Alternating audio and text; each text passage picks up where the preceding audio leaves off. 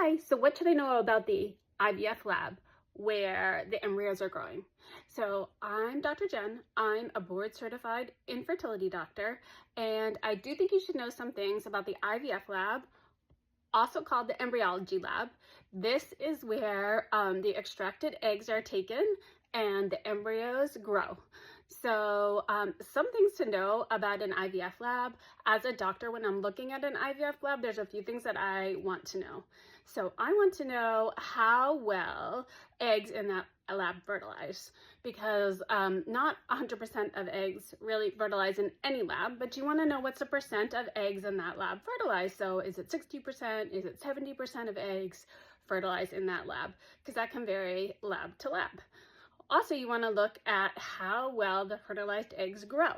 So eggs will start dividing rapidly after they fertilize, and they'll become hundreds of cells within 5 days. Ideally within 5 days. It can take 6 or 7 days.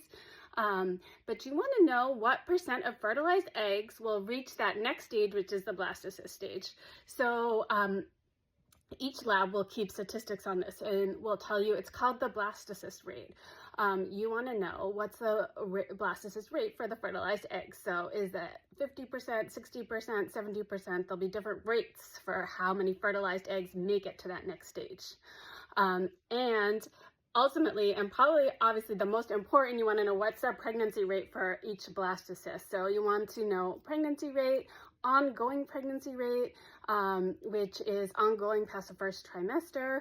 But you want to know the implant. There's two things to know. It's implantation, how many of the blastocysts implant, and then how many go on to create a pregnancy, so the pregnancy rate, and that can vary between different IVF labs.